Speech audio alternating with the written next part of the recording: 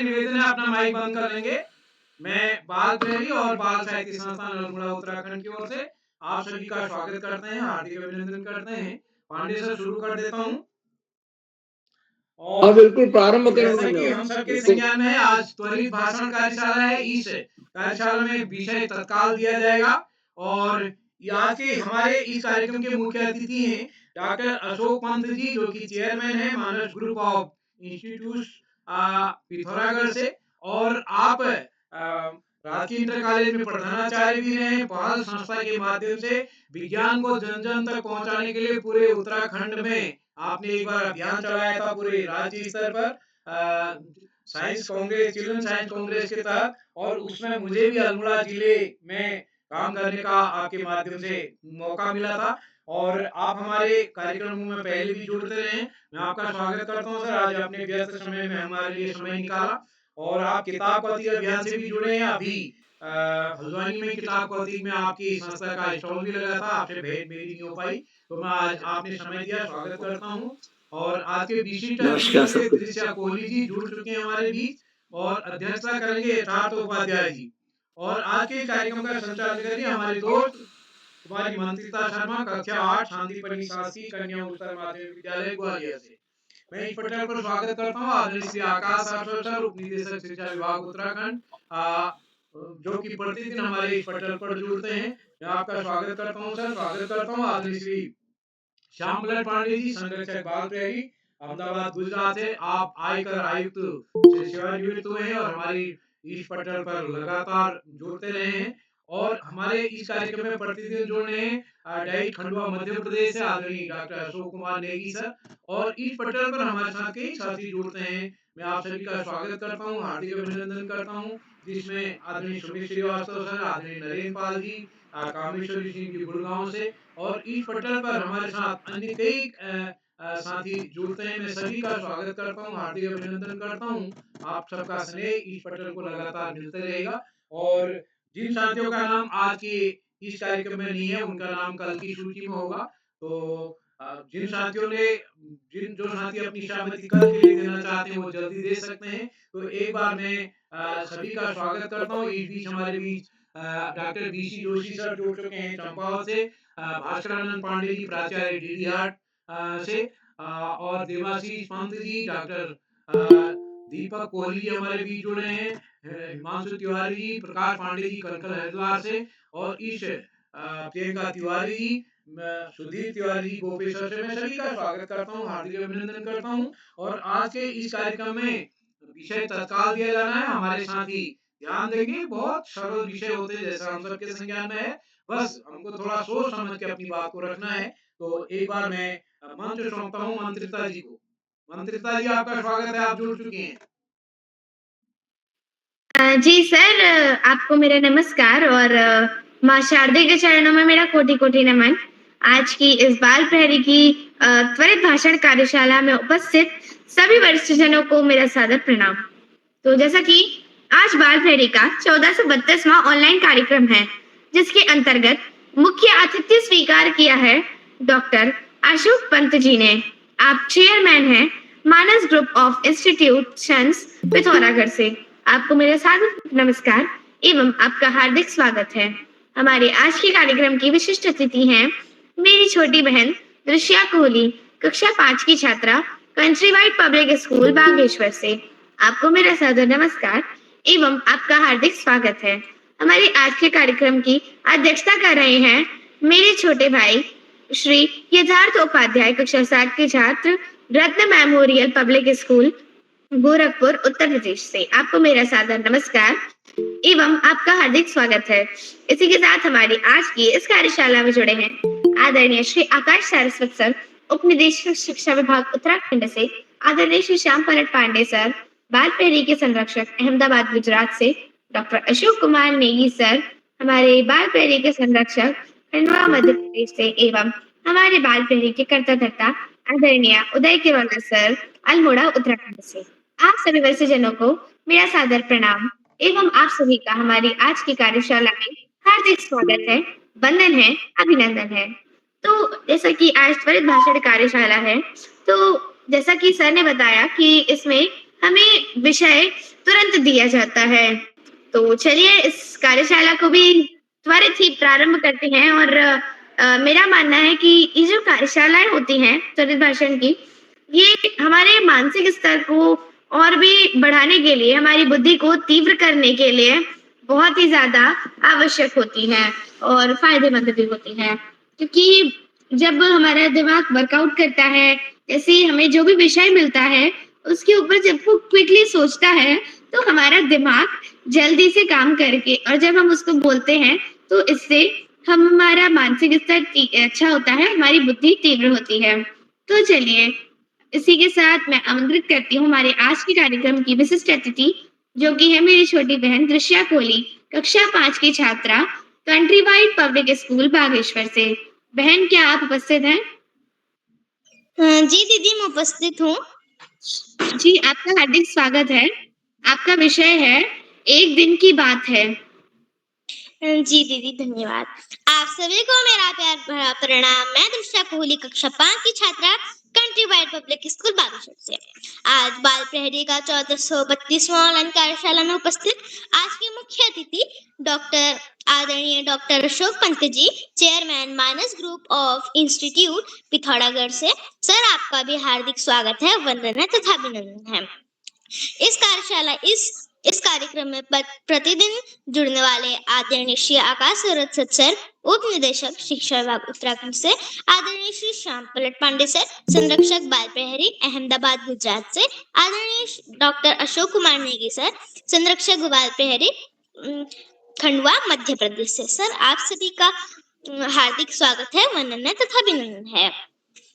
इस पटल की अध्यक्षता कर रहे मेरे बड़े दादा यथार्थ उपाध्याय, कक्षा 7, रत्न memorial public school Gorakhpur Uttar Pradesh से। सर, आपका हार्दिक स्वागत है, वंदना तथा अभिनंदन है। अब और इस पटल का सुंदर व कुशल संचालन कर रही मेरी बड़ी दीदी मंत्रिता शर्मा, कक्षा 8, सांदीपनि शासकीय सांदीपनि शासकीय कन्या उच्चतर माध्यमिक विद्यालय ग्वालियर से। दीदी, आपका हार्दिक स्वागत है, वंदना तथा अभिनंदन है। मुझे 7वीं बार अतिथि बनने का मौका देने वाले हम सभी के चहेते बाल मित्र आदरणीय उदय किराला सर, संपादक बाल प्रहरी अल्मोड़ा उत्तराखंड से। सर, आपका हार्दिक स्वागत है, वंदना तथा अभिनंदन। और सर, आपका भी आभार, क्योंकि आपने मुझे 7वीं बार विशिष्ट अतिथि बनने का सुअवसर प्रदान किया। अब जैसा कि मेरी बड़ी दीदी ने बताया कि मेरा विषय है एक दिन की बात। तो एक दिन के बाद क्या है कि जब मैं सुबह उठी और उससे पहले सुबह उठी और फिर उसके बाद मेरी मम्मा ने कहा कि कुछ दिनों पहले मैं अपनी ड्राइंग की प्रतियोगिता के लिए तैयारी कर रही थी। और उसके बाद जब वो दिन आया जिस दिन प्रतियोगिता थी, उस दिन मैं सुबह उठी और मैंने जल्दी से हाथ मुंह धोया और उसके बाद फिर मैंने स्कूल के कपड़े सब पहने। उसके बाद मैं और मेरी मम्मा बागेश्वर डाइट में गई और उसके बाद वहाँ पे प्रतियोगिता शुरू हुई। प्रतियोगिता होने के बाद सब बच्चे बहुत सुंदर ड्राइंग कर रहे थे। कोई मोर की ड्राइंग कर रहा था और कोई कार्टून की ड्राइंग ड्रॉ कर रहा था और कोई अलग-अलग प्रकार की ड्राइंग कर रहा था। और उसके बाद मैं ड्रॉ कर रही थी एक पेड़। उसमें थीम्स थी, तो मैंने पेड़ चुना और उसके बाद जब मैंने ड्राइंग पूरी करी, उसके बाद मेरे पास अभी समय था, तो उसके बाद मैं सबकी ड्राइंग देख रही थी।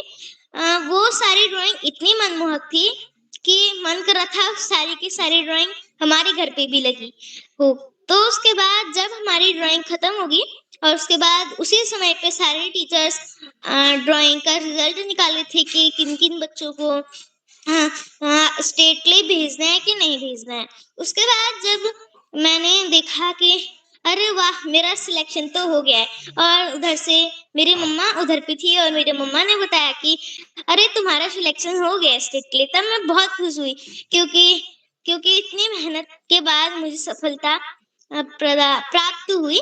और उसके बाद मुझे बड़ी खुशी हुई और मेरे मन में इतने लड्डू फूट रहे थे। और उसके बाद जब हम घर आ रहे थे तो हमने टिक्की भी खाई क्योंकि बहुत खुशी हो रही थी मुझे और मेरी मम्मा को। उसके बाद मैं घर गई और अपनी मैम को भी कॉल करा और मेरी मैम ने भी मुझे बहुत शाबाशी दी। उसके बाद जब सब लोग घर आ गए और उसके बाद मैंने सबको बताया तो सब लोग बहुत खुश हुए और उसके बाद मैं भी बहुत खुश हुई और मैंने ड्राइंग कंपटीशन में फर्स्ट स्थान प्राप्त करा था, तो मैं बहुत खुश हुई और ये एक दिन मेरे लिए बहुत महत्वपूर्ण है और बहुत यादगार है और यही मेरा विषय था एक दिन की बात और मैं अपनी वाणी को विराम देती हूँ। धन्यवाद और दीदी आपको बेहतरीन संचालन करने की हार्दिक शुभकामनाएं। जी, बहुत बहुत सुंदर प्रस्तुति। और आपके लिए कहना चाहूंगी कि लहरों से डरकर नौका पार नहीं होती, लहरों से डरकर नौका पार नहीं होती और कोशिश करने वालों की कभी हार नहीं होती।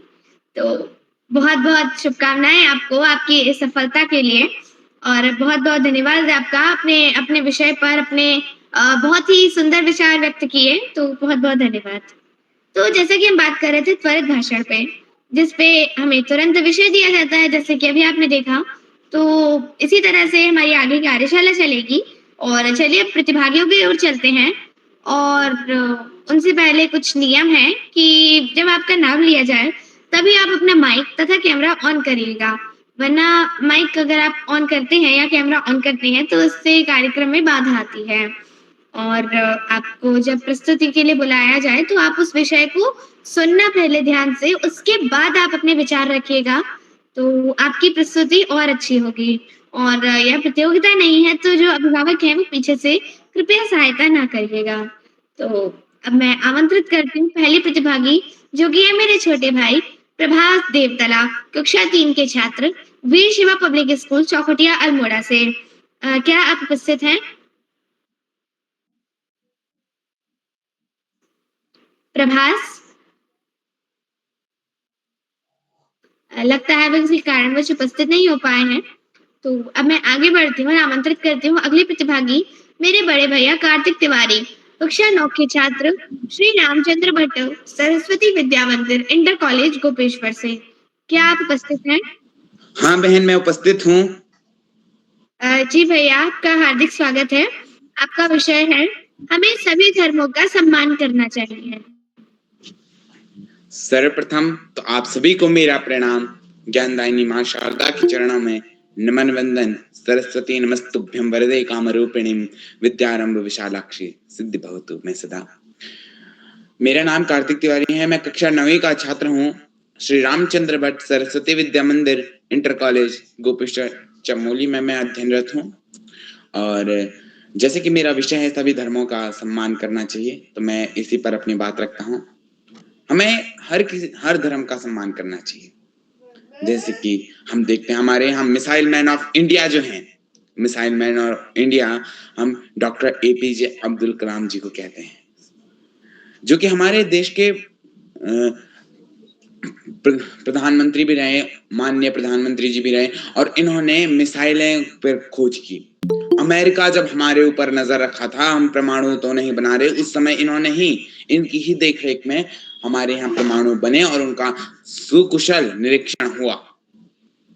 हम देखते हैं कि आजादी के आंदोलन में, जब आजादी का आंदोलन चल रहा था, उस समय जो सिखों के 10वें गुरु थे, उन्होंने स्वतंत्रता के लिए लड़ाई लड़ी। स्वतंत्रता संग्राम में मुगलों के समय पर उन्होंने स्वतंत्रता संग्राम चलाया।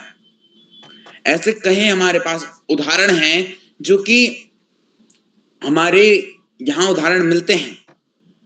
हमें हर धर्म का सम्मान करना चाहिए इस बात के लिए, क्योंकि हमें कभी भी किसी आदमी को उसके धर्म से नहीं देखना चाहिए, क्योंकि हर व्यक्ति समान है। हर व्यक्ति के पास शरीर है, उसके पास आंखें हैं, कान हैं, नाक है, सब एक जैसा है। भले ही बनावट थोड़ी अलग है, किसी को कुछ है, किसी के पास नहीं है, किसी को आंखें दी हैं, किसी को नहीं दी हैं, पर वो भी तो मनुष्य ही है, वो भी इसी पृथ्वी में रहता है। और मानवता यही सिखाती है कि हमें कभी भी भेदभाव नहीं करना है। जितने भी महापुरुष हुए हैं, उन्होंने कभी भेदभाव नहीं किया। स्वामी विवेकानंद जी जब अमेरिका में अपना भाषण दे रहे थे तो वहां वो भी लेडीज एंड जेंटलमैन कहकर बात कर सकते थे, पर उन्होंने वहां भी ब्रदर्स एंड सिस्टर कहकर स्टार्ट किया, क्योंकि वो सभी को एक जैसा मानते थे कि जैसे मेरे भाई बहन भारत में हैं उसी प्रकार ये भी मेरे भाई बहन हैं। उन्होंने कभी किसी को श्रेष्ठ नहीं बताया, वो हमेशा सबको बराबर मानते थे। वो कभी नहीं कहते थे कि मैं श्रेष्ठ हूं, क्योंकि हर जो भी महान व्यक्ति है वो सभी को बराबर बताता है। चाहे फिर आप किसी का भी उदाहरण ले लीजिए, हर सफल व्यक्ति, हर बड़े व्यक्ति वो बड़े ही आदर के साथ बात करते हैं। वो कभी भी ऐसा नहीं कि आप कौन, वो हमेशा आदर के साथ बात करेंगे, आप करके बात करेंगे। वो उनके अंदर कोई भी ऐसी भावना नहीं रहती है, वो कभी भेदभाव नहीं करते हैं। हम भी ऐसे बन सकते हैं। सरल सच्चा जीवन ही हमारे आगे की नींव बनती है। हमें हमेशा आगे बढ़ना है, कभी भेदभाव नहीं करना। क्यों? क्योंकि किसी का भी हमें किसी से भी काम पड़ सकता है, हमारा किसी से भी काम पड़ सकता है, क्योंकि मनुष्य का मनुष्य से ही काम पड़ता है। कभी भी मनुष्य हो उसका किसी और मनुष्य से काम जरूर पड़ेगा, चाहे फिर कितने भी दूर पड़े, आसपास में पड़ेगा ही पड़ेगा। तो हम धर्म क्यों देखें? भगवान ने बनाते समय नहीं देखा, उस परम पिता परमेश्वर ने नहीं देखा, तो हम यहाँ पृथ्वी में क्यों देख रहे हैं? ये तो हमारे द्वारा बनाया गया एक पद्धति है कि हम किस पद्धति से पूजा करेंगे, तो हम किस पद्धति से उन्हें भजेंगे। तो हम इसमें क्यों संशय कर रहे हैं? हम क्यों धर्मों की बात कर रहे हैं? कि हम धर्मों पर क्यों सोचते हैं कि ये इस धर्म का है, ये इस धर्म का है? हर कोई धर्म बराबर है। मनुष्य के पास बुद्धि लब्धि है, कोई भी व्यक्ति कुछ भी कर सकता है। आगे वाला फ्यूचर हमने नहीं देखा, पास्ट जो है हम उसे सुधारने की कोशिश कर सकते हैं। हम पास्ट की गलतियों से, पीछे की गलतियों से सुधरते हैं और प्रेजेंट में उसे ठीक करने की कोशिश करते हैं, तब फ्यूचर में हमें फल मिलता है। तो जिसने पास्ट यानी जो भूतकाल है उसमें अच्छी मेहनत की होगी और वर्तमान में उसे सुधार रहा होगा, जो अच्छी मेहनत की है उसने, उसमें भी उससे जो गलतियां होंगी, त्रुटियां हुई होंगी, प्रेजेंट में उसे सुधार रहा होगा, तभी तो आगे बढ़ेगा। वरना वो फ्यूचर में हर कोई आगे क्यों नहीं बढ़ता? जो अपनी मेहनत करता है, अपने आप को सुधारने की कोशिश करता है, वही आगे बढ़ता है। आप किसी भी महापुरुष को ले लीजिए, वो हमेशा अपने भूतकाल यानी जो बीत चुका है उसको देखकर वर्तमान में वो गलतियां सुधारते थे और फिर आगे फ्यूचर की तरफ सोचते थे। स्वामी विवेकानंद जी का एक प्रसंग आता है कि वो हर दिन जब अमेरिका या किसी बाहर अमेरिका में थे, वो हर दिन एक किताब खरीदते थे पढ़ने के लिए कुछ समय के लिए, और उसे पढ़कर हमेशा शाम को वापस करते थे। एक बार जो लाइब्रेरियन थी जो वहां बैठते थे, उसने पूछ ही लिया कि आप हर दिन किताब ले जाते हैं और इतने जल्दी शाम को वापस कर देते हैं? और स्वामी विवेकानंद जी ने दूसरे दिन जाना था तो उन्होंने कहा हाँ मैं पढ़ लेता हूं। तो जब वहां लाइब्रेरियन ने उनसे पूछा तो उन्हें सब चीज याद थी, उनको पृष्ठ क्रमांक तक याद थे। हमारी बुद्धि लब्धि में जब भेदभाव बढ़ता है तो हमारी बुद्धि लब्धि उसके बाद कुछ सोच ही नहीं पाते, हमारी बुद्धि लब्धि आगे बढ़ ही नहीं पाते। हमारी बुद्धि में वही भेदभाव बसा रह जाता है और हम उसी में फंस जाते हैं। जब हमारा मस्तिष्क पूर्णतः खुला होगा तभी उसमें हम जितना ग्रहण करेंगे उतना भरेगा और हमारा मस्तिष्क बढ़ेगा। हम ये नहीं कह सकते ये धर्म बड़ा है, ये धर्म बड़ा है, बिल्कुल नहीं, सारे धर्म बराबर हैं। हमारे यहाँ मिसाइल मैन ऑफ इंडिया है, आइंस्टाइन जी हैं, जो कि हमारे पास उदाहरण है। स्वामी विवेकानंद जी है, हमारे पास सिखों के गुरु हैं। उन्होंने कितनी लड़ाइयां लड़ी, मुगलों के साथ कितनी आक्रांताएं की अपने इस देश के लिए कि हमें जीतना है और इस देश को अपना करना है। आइंस्टाइन जी ने कितनी सारी चीजें की, वॉर रोकने के लिए उन्होंने कितना कुछ किया। उन्होंने यहां तक कि जिस अपने देश से बाहर थे, वो अमेरिका में थे, वहां के प्रेसिडेंट को लेटर लिखा। वो कहते कि कर लो लड़ाई, जापान और अमेरिका के बीच का था वो मामला। उन्होंने फिर भी कहा नहीं, कहीं लड़ाई नहीं होनी चाहिए, वो भी हमारे सगे संबंधी ही हैं एक प्रकार से, वो भी इसी पृथ्वी में रहते हैं। उन्होंने ये कहकर समझाया। वो भी चाहते, वो भी भेदभाव कर सकते थे, आखिर ना वो अमेरिका के ना वो जापान के, वो तो जर्मनी के थे, पर उन्होंने ऐसा नहीं किया।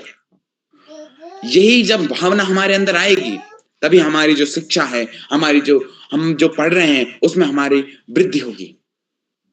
हम आगे तभी बढ़ सकते हैं जब हमारे अंदर हमारा जो मस्तिष्क है वो खुला हो, साफ हो।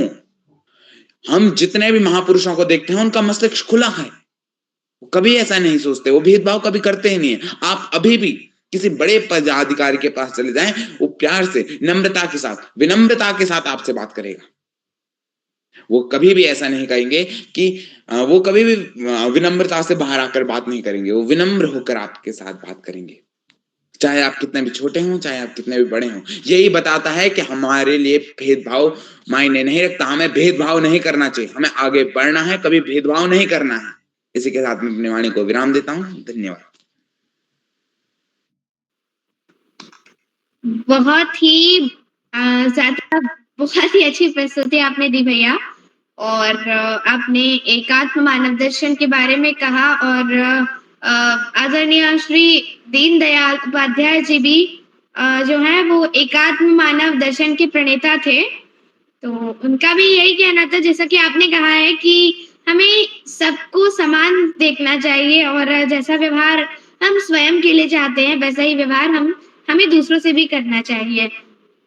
तो समदृष्टि समभाव की जो भावना है वो आपके इस वक्तव्य से स्थापित होती है। तो बहुत-बहुत धन्यवाद आपका। तो अब मैं आगे बढ़ती हूँ और आमंत्रित करती हूँ अगले प्रतिभागी जो कि हैं मेरे छोटे भाई गर्वित कोहली, कक्षा 3 के छात्र, country wide public school Bageshwar से। क्या आप उपस्थित हैं? जी बहन, मैं उपस्थित हूँ। जी, आपका विषय है सुबह उठने से शाम को सोने तक मेरी दिनचर्या।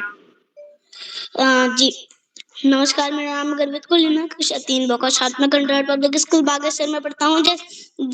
जैसे कि पता है कि आज कार्यशाला है तो मैं भी उसमें मैंने भी उसमें प्रतिभाग दिया है। तो उस प्रकार है, तो मेरा विषय है सुबह से शाम तक अपना दिनचर्या देना। तो मैं पहले उठता हूँ, फिर मैं मुंह हाथ धोता हूँ, फिर मैं खाना खाता हूँ, फिर मैं 2-3 मिनट टीवी देखता हूँ। 2-3 मिनट टीवी देखता हूँ मैं। फिर मेरी दादी 2-3 मिनट सो जाती है। तो फिर मैं तब तक अपना ये बैठकर पढ़ाई करता हूँ अपना अच्छे से। उसके बाद तब तक शाम हो जाती है। फिर शाम को फिर मैं साइकिल चलाने जा देता हूँ। तो धन्यवाद।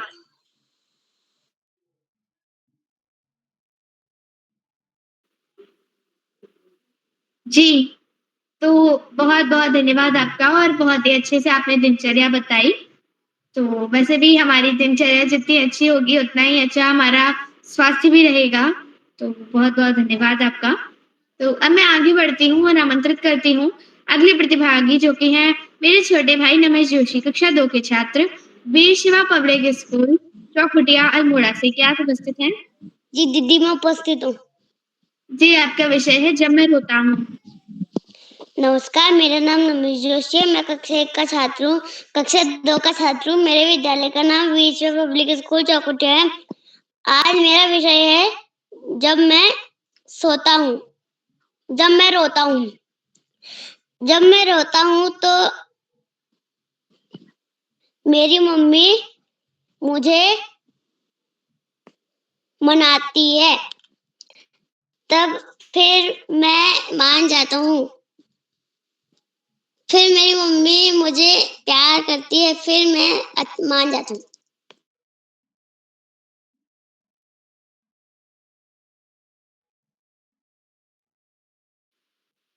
भैया आपका बहुत-बहुत धन्यवाद। और जब मैं रोती हूँ तब तो मेरी मम्मी और पिटाई लगाती है, बोलती है और मोहल्ले वालों को सुना ले तू। तो बहुत-बहुत धन्यवाद आपका। तो अब मैं बड़े ही आदर के साथ आमंत्रित करती हूँ आदरणीय, परम आदरणीय श्री आकाश सारस्वत सर को। सर, आप उपनिदेशक शिक्षा विभाग उत्तराखंड से हैं। सर, लेकर रोली तिलक चंदन करती हूँ मैं आपका हार्दिक स्वागत, वंदन तथा अभिनंदन। सर, आप सादर आमंत्रित हैं। धन्यवाद। बहुत बहुत धन्यवाद प्रिय मंत्रिता। सबसे पहले प्रिय मंत्रिता को बेहतरीन संचालन की बहुत बहुत बधाई। बाल प्रहरी के तत्वाधान में 1500वें पड़ाव की तरफ बढ़ रही इस कार्यशाला के मुख्य अतिथि के रूप में प्रिय अशोक जी, विशिष्ट अतिथि के रूप में प्रिय दृश्या और अध्यक्षता कर रहे प्रिय यथार्थ, और कार्यक्रम का बेहतरीन ढंग से संचालन कर रही प्रिय मंत्रिता।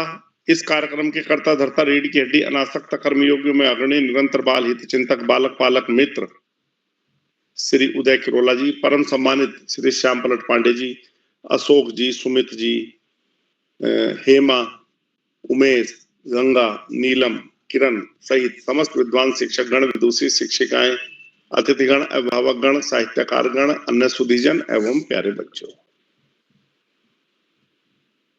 आज की कार्यशाला छोटे बच्चों के लिए और जो कम पढ़ते लिखते हैं उनके लिए बड़ी क्लिष्ट कार्यशाला होती है। त्वरित भाषण यानी कि तत्काल विषय मिला और तत्काल आपको बोलना। बड़े बड़ों के सामने भी स्थिति आए तो वो भी एकदम नहीं अपनी बातों को रख पाते, लेकिन छोटे बच्चे जैसी बेहतरीन प्रस्तुतियां दे रहे हैं, निश्चित रूप से बताता है कि उनका अध्ययन, उनका आत्मविश्वास कितना अच्छा है। मेरा ये भी कहना होगा कि बच्चे थोड़ा समय का भी ध्यान रखें, क्योंकि जब हम समय ज्यादा लेते हैं और मैटर हमारे पास कम होता है तो दोहराव बहुत होता है, और जब बार बार दोहराव होता है तो हमारे बात की प्रभावशीलता कम हो जाती है। दूसरी बात, तथ्यों का पर्याप्त अवलोकन करें। कलाम साहब हमारे प्रधानमंत्री नहीं रहे, राष्ट्रपति रहे हैं, और भी कई सारी तथ्यात्मक गड़बड़ी का कारण एकमात्र होता है जब हम अपनी बात को लंबा खींचने का प्रयास करते हैं। तो इसलिए पर्याप्त अध्ययन करके यदि हम अपनी बात को रखें तो हमारी बात ज्यादा प्रभावपूर्ण होगी और हम दोहराव से भी बच सकेंगे। बाल प्रहरी की बहुआयामी कार्यशालाएं बच्चों के सर्वांगीण विकास के लिए दृढ़ संकल्पित हैं। इन कार्यशालाओं में प्रतिभाग करने के बाद बच्चे न केवल अपने विद्यालय में अपितु विविध स्थानों पर कार्यक्रमों में प्रतिभाग तो कर ही रहे हैं, अपितु बेहतरीन स्थान भी प्राप्त कर रहे हैं, जिसका कहीं ना कहीं श्रेय इन कार्यशालाओं को भी जाता है, उदय किरोला जी के प्राणपण से की गई मेहनत को भी जाता है। वास्तव में बच्चों की प्रतिभा का जैसा प्रस्फुटन इन कार्यशालाओं में भाग लेकर हो रहा है, वो इन कार्यशालाओं की निरंतरता का प्रतिफल भी माना जा सकता है। प्यारे बच्चों,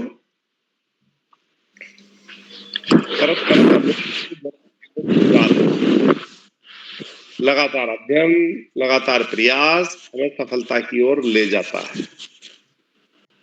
मैं अपनी बात को पुनः दोहराते हुए, पढ़ाई का कोई विकल्प नहीं, सफलता का कोई शॉर्टकट नहीं, जीवन में आगे बढ़ना है, ज्यादा से ज्यादा पढ़ना ही होगा। जो बच्चे माता पिता बुजुर्गों बड़ों का के सानिध्य में साथियों के साथ नियमित व सतत अध्ययन करते हैं, उनका भावी जीवन है। आपने पाठ्यक्रम के तरह सामान्य ज्ञान की पुस्तकें पढ़ना, ये विनय मैम की आईडी जो है से बंद करें। जो विनय मैम की आईडी है अपना माइक ऑफ करें।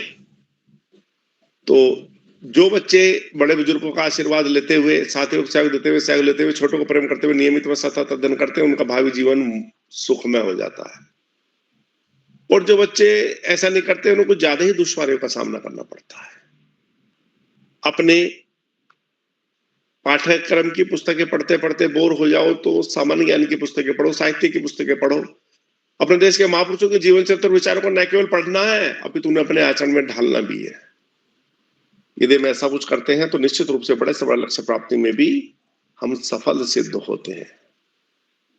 सभी अतिथियों का आभार प्रकट करते हुए, बच्चों को शुभाशीष देते हुए और अंत में संत कवि कबीरदास जी के 2 शब्दों के साथ मैं अपनी वाणी को विराम दूंगा।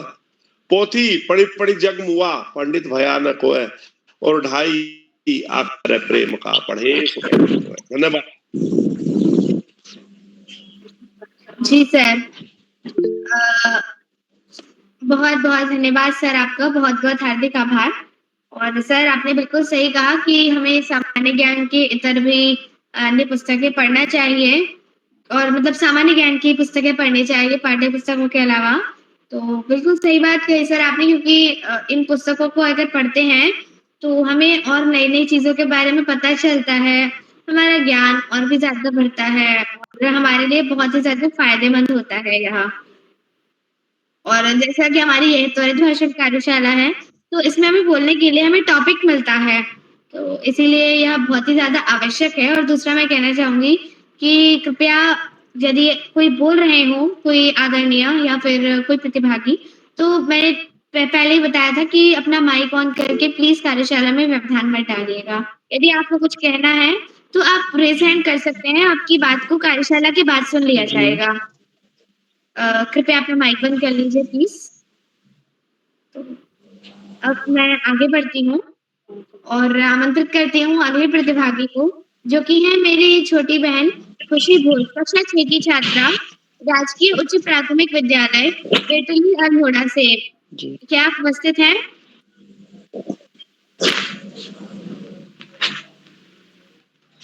खुशी? लगता है वे किसी कारणवश उपस्थित नहीं हो पाई हैं। तो अब मैं आगे बढ़ती हूँ और आमंत्रित करती हूँ अगले प्रतिभागी, जो कि हैं मेरे छोटे भाई गौरव सिंह परिहार, कक्षा 6 के छात्र, द मास्टर्स स्कूल हलद्वानी से। क्या आप उपस्थित हैं? जी दीदी, मैं उपस्थित हूँ। जी, आपका हार्दिक स्वागत है। आपका विषय है आपका विषय है, जब मैं अपने गाँव जाता हूँ। शुभ संध्या, मेरा नाम गौरव सिंह परिहार है। मैं कक्षा 5 का छात्र हूँ। मेरे विद्यालय का नाम the masters school Haldwani Nainital Uttarakhand है। मेरा आज का विषय है जब मैं गांव जाता हूँ। जब मैं गांव जाता हूँ, हमारे गांव में पूजा होती है। हमारे गांव में जागर भी लगती है। वहाँ जब मैं गांव जाता हूँ तो मेरी अम्मा और दादा होते हैं, वो मेरा इंतजार कर रहे होते हैं। जब मैं जाता हूँ वे मुझे देखकर बहुत खुश हो जाते हैं। फिर थोड़ी देर बाद हम धारा में पानी भरने जाते हैं। वहाँ हमारे घर के पास नल भी है, पर धारा में पीने के लिए बहुत शुद्ध और मीठा पानी होता है। वह मुझे बहुत अच्छा लगता है गाँव। धन्यवाद। जी भाईया, आपका बहुत-बहुत धन्यवाद और एक्चुअली मैंने तो अपनी सिर्फ़ फ्रेंड्स से ही सुना है गाँव के बारे में, क्योंकि मैं तो कभी गाँव गई नहीं हूँ, लेकिन फिर भी बहुत ही सुंदर प्रस्तुति थी आपकी। और 2 पंक्तियाँ कहना चाहूँगी गाँव के बारे में कि गाँव लौटे शहर से तो सादगी अच्छी लगी, गाँव लौटे शहर से तो सादगी अच्छी लगी, हमको मिट्टी के दिए की रोशनी अच्छी लगी, हमको मिट्टी के दिए की रोशनी अच्छी लगी। तो मैं माफ़ी चाहूँगी माइक बंद हो गया था गलती से। तो बहुत-बहुत धन्यवाद आपका, बहुत ही सुंदर आपकी प्रस्तुति थी। तो अब मैं आगे बढ़ती हूँ और आमंत्रित करती हूँ अगली प्रतिभागी जो कि है मेरी बड़ी बहन नेहा कांडपाल, कक्षा 12 की छात्रा, राजकीय इंटर कॉलेज खुनौली बागेश्वर से। दीदी क्या आप उपस्थित हैं?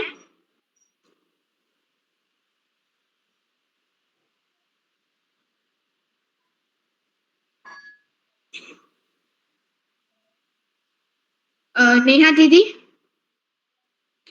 लगता है वो इस कारणवश उपस्थित नहीं हो पाई हैं, तो अब मैं आगे बढ़ती हूँ और आमंत्रित करती हूँ अगली प्रतिभागी, जो कि है छोटे से भाई आदम्य अग्रवाल, कक्षा 1 के छात्र, वायु सेना विद्यालय बरेली उत्तर प्रदेश से। क्या आप उपस्थित हैं? हाँ दीदी, मैं उपस्थित हूँ। क्या आपको मेरी आवाज आ रही है? जी, आपकी आवाज आ रही है। आपका स्वागत है। आपका विषय है जब मुझे शाबाशी मिलती है।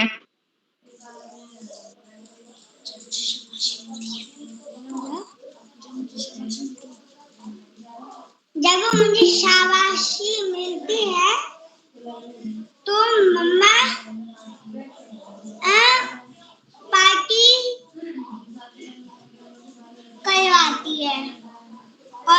खुश होती है और खुश होती है और जब मुझे शाबाशी मिलती है तो मेरी मम्मा मुझे गुड जॉब बोलती है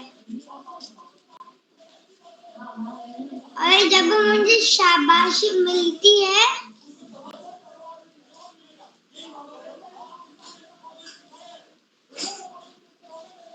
तो मेरी मम्मा मुझे प्यार करती है। धन्यवाद। क्या बात है, मजा आ गया, फिर तो मजा आ जाता होगा। तो बहुत बहुत धन्यवाद आपका, और आपका नाम भी बड़ा प्यारा सा है और आप भी बड़े प्यारे से हो, और आपने पार्टी में नहीं बुलाया। तो धन्यवाद। तो अब मैं आगे बढ़ती हूँ और आमंत्रित करती हूँ अगले प्रतिभागी, जो कि हैं मेरे छोटे भाई केशव जोशी, कक्षा 2 के छात्र, राजकीय प्राथमिक विद्यालय कालीनगर ऊधम सिंह नगर से। क्या आप उपस्थित हैं? जी बहन, जी दीदी, मैं उपस्थित हूँ। मेरा नाम है केशव जोशी। दीदी मेरा टॉपिक क्या है? जी, आपका विषय है कभी कभी मैं खुश हो जाता हूँ। आपका स्वागत है। जी दीदी, मेरा विषय है कि मैं कभी कभी खुश हो जाता हूँ। जब मैं खुश हो जाता हूँ तब मुझे शाबाशी मिलती है। खुश होते हुए मुझे प्रसन्नता मिलती है और मेरे पेरेंट्स मुझे बोलते हैं कि और अच्छा काम करो और अच्छी शाबाशी मिलेगी। और जब पिछली बार मेरे पिछले स्कूल में मुझे शाबाशी मिली और मेरा प्रथम स्थान आया। एक क्लास में मैंने 15 तक पहाड़े याद किए। पहाड़ा प्रतियोगिता में मुझे फर्स्ट प्राइज मिला था, इसलिए मेरे घर आकर मेरे पेरेंट्स ने मेरी तारीफ की और बोला कि अगले सेकंड क्लास में आप और अच्छे बनना। इसलिए मैं आजकल भी खूब मेहनत करता हूँ। हिंदी पढ़ने में भी मैं अच्छा सा अध्ययन करता हूँ। इंग्लिश भी मुझे थोड़ी थोड़ी आती है। धन्यवाद। जी भाई, आपका बहुत बहुत धन्यवाद। आपने एक बहुत ही सुंदर प्रस्तुति दी। और ले चले हम राष्ट्र नौका को भंवर से पार कर। तो मैं इसी के साथ बड़े ही के साथ आमंत्रित करती हूँ हमारे आज के कार्यक्रम के मुख्य अतिथि डॉक्टर अशोक पंत जी। आप चेयरमैन हैं मानस ग्रुप ऑफ इंस्टीट्यूशंस पिथौरागढ़ से। सर, आप सादर आमंत्रित हैं। हाँ मंत्रिता जी, धन्यवाद आपको बहुत बहुत। और यहाँ पर आज के इस कार्यक्रम में जो 1432वां ये श्रृंखला चल रही है, तो सबसे पहले तो मैं अपने भाई और मेरे मित्र जो है परम आदरणीय श्री उदय किरोला जी को धन्यवाद देना चाहूँगा कि आप जो है बिल्कुल एक ऐसी यात्रा में निकले हैं बच्चों के साथ कि बच्चों के भविष्य को तराशने के लिए। तो चाहे वो बच्चों की लेखन कार्यशाला हो, चाहे वो अन्य तरह की कार्यशाला हो, और ये जो बाल प्रहरी के तत्वावधान में आपने जो कविता वाली कार्यशाला और जो आज आशु भाषण वाली जो कार्यशाला है, निश्चित रूप से ये आपका एक ऐसा बड़ा यज्ञ है जिस यज्ञ में हम लोग जितने इसकी प्रशंसा कर सके वो कम है। आज के इस कार्यक्रम में यहाँ पर हमारे पूर्व उप शिक्षक निदेशक महोदय आदरणीय श्री आकाश सारस्वत जी उपस्थित हैं। मेरे बड़े भाई हरिद्वार से श्री प्रकाश पांडे जी हमारे बीच यहाँ पर उपस्थित हैं। भाई नरेंद्र जी यहाँ पर उपस्थित हैं। श्याम पदक जी उपस्थित हैं। मैं आप सबका यहाँ पर हार्दिक स्वागत और अभिनंदन करता हूँ और आप लोगों को साधुवाद भी देता हूँ कि जब इस तरह की कार्यशालाएं होती हैं तो आप लोग शिक्षा जगत से जुड़े हों चाहे सामाजिक क्षेत्र से जुड़े हों, आप लोग बच्चों का मनोबल बढ़ाने के लिए इस कार्यशाला में निरंतर उपस्थित रहते हैं। तो निश्चित रूप से जो लोग काम कर रहे हैं, जो प्रतिभागी हैं, वो तो अपनी जगह पर हैं, लेकिन उनको प्रेरित करने के लिए, आगे बढ़ाने के लिए, उनकी पीठ में हाथ रखने के लिए भी आप लोगों का साथ है। तो निश्चित रूप से जितना केरोला जी बधाई के पात्र हैं उतना ही आप लोग भी साधुवाद के पात्र हैं। आज के इस कार्यक्रम की जो अध्यक्षता कर रहे हैं भैया श्री यथार्थ अग्रवाल उपाध्याय जी हैं, और जो इसके आज की विशिष्ट अतिथि दृश्य हैं, जिन्होंने एक दिन की बात है इस विषय पर अपनी बात यहाँ पर रखी और बहुत सुंदर ढंग से उन्होंने जो ड्राइंग कंपटीशन को जो देखने गए थे और किस तरह से उनकी रुचि बढ़ी, बहुत सुंदर अभिव्यक्ति दृश्य ने यहाँ पर रखी बागेश्वर से। और सबसे बड़ी बात है कि आज का जो संचालन कर रही है हमारी छोटी बिटिया मंत्रिता ग्वालियर से संचालन कर रही हैं। बहुत ही सुंदर संचालन कर रही हो बेटा, आपको बहुत बहुत बधाई। और आपके संचालन में मुझे बहुत दूर तक दिखाई पड़ रहा है कि मैं और मेरे परिवार के लोग सब लोग आपको देख रहे हैं और हम लोग बात भी कर रहे थे कि ये बिटिया जो आगे चल करके बहुत आगे बढ़ेगी। माँ सरस्वती की तुम पर कृपा बनी रहे, ये मेरा तुम पर आशीर्वाद है। आज की इस कार्यशाला में जो हमारे 11 प्रतिभागी को यहाँ प्रतिभाग करना था और अभी तक 9 प्रतिभागियों के नाम उद्घोषित हुए और इनमें से 3 बच्चों ने अभी प्रतिभाग नहीं किया है, तो 6 बच्चों ने अभी तक यहाँ पर प्रतिभाग किया।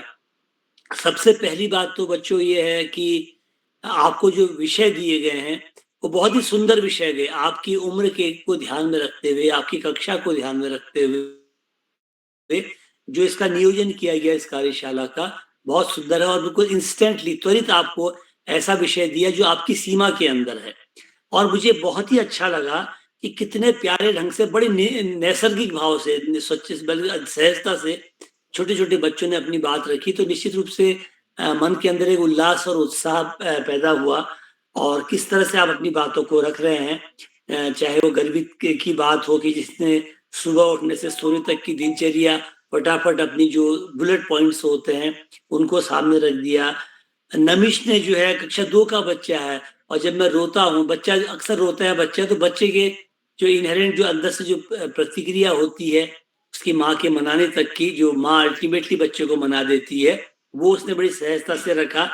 और इसी तरह गौरव परिवार जो कक्षा 5 के बच्चे थे उन्होंने अपने गाँव जाने की बात रखी, जब गाँव जाते हैं और बच्चों में गाँव की पूजा और जागर जैसा शब्द प्रयोग करना निश्चित रूप से कहीं पर लगता है कि इस परिवार के बच्चे कहीं न कहीं पर अपनी संस्कृति से जुड़े हैं और गांव का जो एक्सपीरियंस उन्होंने शेयर किया बहुत सुंदर है।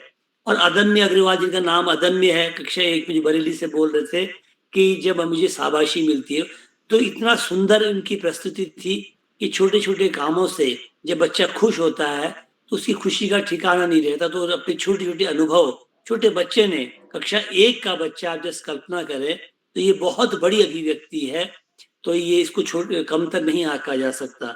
और केशव जोशी जो यहाँ पर थे अभी उधम सिंह नगर से, तो कभी कभी मैं जब खुश हो जाता हूँ, कक्षा 2 का बच्चा, कि कितना नैसर्गिक भाव से उन्होंने जो बताया कि किस तरह से वो छोटी छोटी बातों से खुश हो जाते हैं, छोटे कामों से उनको शाबाशी मिलती है तो बहुत खुश हो जाते हैं। तो जब उन्हें पहाड़े प्रतियोगिता 15 तक बच्चे को पहाड़े, आजकल पहाड़े याद होना ही बड़ा कठिन है, आजकल तो टेबल है और बच्चे टेबल याद करते हैं, लेकिन पहाड़ा शब्द जो है तो वो पहाड़ बच्चा याद कर रहा और 15 तक उस कक्षा 2 के बच्चे को पहाड़े याद है और वो प्रतियोगिता में आगे निकल रहा। तो ऐसे बच्चे बड़े प्रतिभावान बच्चे हैं, तो निश्चित रूप से ये बहुत सुंदर बात है। हमारे इस प्रतिभागियों में एक प्रतिभागी जो गोपेश्वर से बोल रहे थे, कार्तिक तिवारी, जिन्होंने काफी लंबा उद्बोधन दिया था और जिनका जो विषय था कि हमें सभी धर्मों का सम्मान करना चाहिए।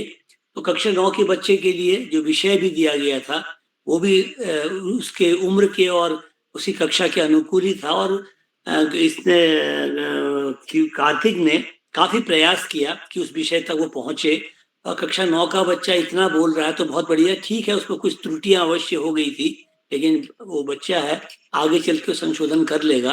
तो लेकिन ये बहुत बड़ा प्रयास है। तो जिन बच्चों ने आज यहाँ पर ये प्रस्तुतियां दी हैं, मैं तो भीतर से गदगद हूँ कि इतना सुंदर अभिव्यक्ति बच्चों की है।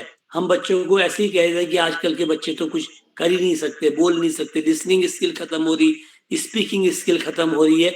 ये सब मिथ्या बच्चों ने सिद्ध कर दिया कि अगर उनको मंच मिले, अगर उनको प्रोत्साहन मिले, अच्छा उनकी पेरेंटिंग अच्छी हो, तो ये छोटे छोटे बच्चे बड़े बड़े मंचों में भी कमाल कर सकते हैं। मंत्री का इसका उदाहरण है कि वो छोटी सी बच्ची कितना सुंदर संचालन करी। मुझे तो लगता है कि बड़ा मंच भी आपको दिया जाए तो आप बखूबी इसका संचालन कर लेंगी।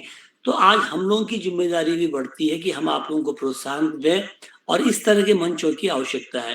बच्चों, जो आज आपकी प्रतियोगिता है ये त्वरित भाषण की, ये बहुत चुनौतीपूर्ण एक्टिविटी है ये जैसे अभी सरस्वती जी भी कह रहे थे कि कभी बड़े बड़े लोग भी लड़खड़ा जाते हैं इसमें कि अगर इंस्टेंटली कोई टॉपिक दिया जाए तो इसमें हम क्या बोलें, कंटेंट क्या होगा, ये बड़ा कठिन हो जाता है।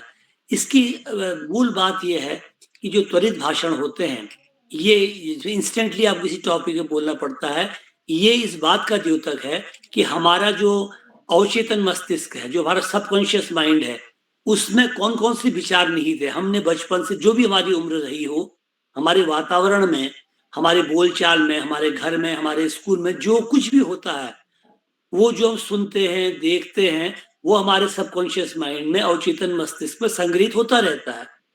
और जैसे ही हमसे कहा जाता है कभी कि आपको तत्काल इस विषय पर बोलना है, तो उस विषय से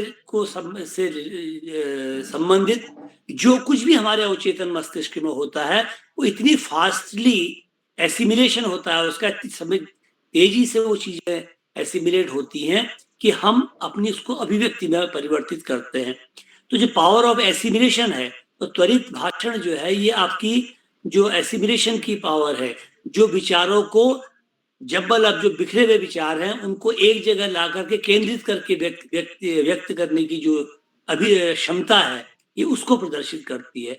तो जो भी आप बच्चों को, आपको यहाँ पे अचानक टॉपिक दिए, आपने बहुत सुंदर बोला, और जितना आपको आता था, कक्षा 1 का बच्चा दीजिए, मैं रोता हूँ तो कहता है, तो रोने का जो पूरा दृश्य उसके सामने आ गया, उसको अपना रोना भी याद आया, उसके परिवेश भी याद आया, उसकी मम्मी भी याद आई, कारण भी समझ में आया, और कैसे वो मान जाता है, जो कुछ उसके मस्तिष्क में वो बाहर आ जाता है। तो पावर ऑफ एसिमिलेशन को, जो हमारी जो इस तरह की क्षमता है सोचने की, समझने की, रीजनिंग की, उसको हम बाहर कैसे लाएं और उसको कैसे विकसित करें, तो निश्चित रूप से ये जो प्रयास है किरोलॉजी का, बहुत सुंदर प्रयास है। क्योंकि आजकल हो क्या गया है कि हम लोग इस लगातार, बच्चे क्या, बड़े क्या, मोबाइल स्क्रीन में डूब गए हैं, और हमारा जो पूरा स्क्रीन टाइम है, यदि आप देखें तो माँ बापों का बच्चों से संवाद खत्म होने लगा है।